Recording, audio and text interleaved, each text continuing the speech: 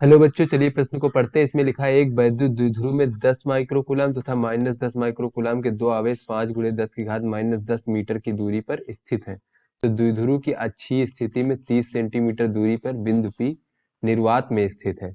तो अनंत पर शून्य विभव मानकर ज्ञात कीजिए कि द्विध्रुव को 90 डिग्री कोण से घुमा देने पर बिंदु P पर विभव का मान क्या होगा। तो चलिए बच्चों अपने प्रश्न की मूल अवधारणा देख लेते हैं। तो बच्चों कोई भी हमारा जो द्विध्रुव होता है वो दो समान परिमाण के तथा बच्चों दो विपरीत प्रकृति के आवेशों से मिलकर के बना होता है। तो यहाँ पे मान लीजिए ये हमारा द्विध्रुव है बच्चों, ये माइनस क्यू और प्लस क्यू आवेशों से मिलकर बना है तथा इनके बीच की दूरी d है बच्चों। और बच्चों ये हमारा इस द्विध्रुव का मध्य बिंदु O है। तो बच्चों इस द्विध्रुव के मध्य बिंदु से r दूरी पर उपस्थित कोई भी बिंदु अगर Q है बच्चों, तो वहां पर जो विभव का मान होगा उसका सूत्र देख लेते हैं। तो बच्चों वहां पर विभव का मान Q बिंदु पर विभव का मान होगा 1/4 pi epsilon 0 P cos theta भागे r का वर्ग। तो बच्चों r उस बिंदु की दूरी है द्विध्रुव के मध्य बिंदु से, और जो P है बच्चों वो हमारा द्विध्रुव का आघूर्ण है। इस प्रकार से ये हमारा द्विध्रुव का आघूर्ण है। तो बच्चों इसका मान होता है आवेश गुणे उनके बीच की दूरी। और बच्चों जो थीटा है वो OQ लाइन द्वारा, ये द्विध्रुव का अक्ष है बच्चों, तो OQ लाइन द्वारा इस अक्ष पर बनाया गया कोण। तो बच्चों ये हमारा थीटा कोण है। तो चलिए बच्चों अपने प्रश्न को हल करते हैं।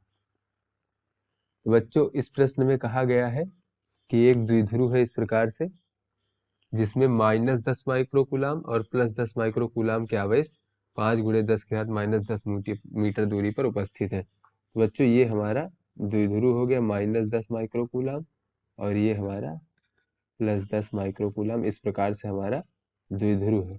तो बच्चों इस प्रश्न में कहा जा रहा है कि एक बिंदु जो है वो निर्वात में, बिंदु P निर्वात में अच्छी स्थिति में 30 सेंटीमीटर दूरी पर स्थित है। तो बच्चों कोई हमारा बिंदु है इस प्रकार से, ये इसका अक्ष हो गया, द्विध्रुव का अक्ष। तो बच्चों अच्छी स्थिति में इसके मध्य बिंदु से 30 सेंटीमीटर दूरी पर एक बिंदु P इस प्रकार से निर्वात में स्थित है।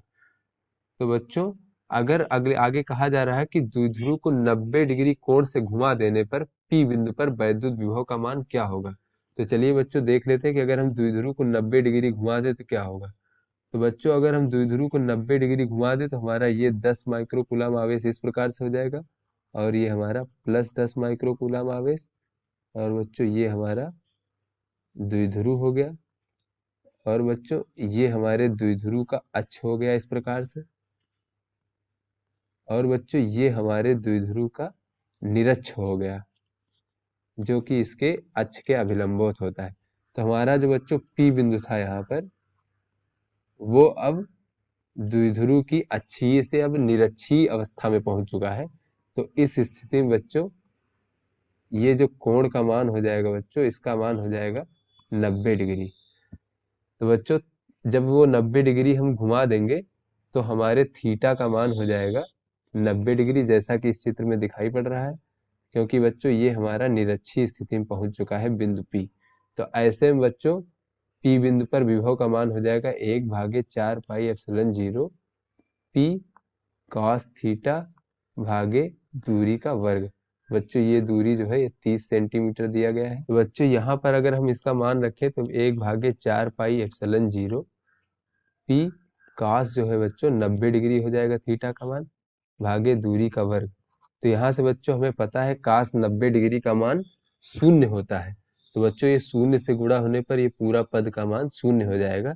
तो इससे हमें ये पता चला बच्चों कि द्विध्रुव को 90 डिग्री घुमा देने पर ये बिंदु P जो है इसकी निरक्षीय स्थिति में आ जाएगा, और निरक्षीय स्थिति में होने के कारण इस बिंदु P पर विभव का मान शून्य हो जाएगा। तो आशा करते हैं ये आपको समझ में आ गया होगा। धन्यवाद।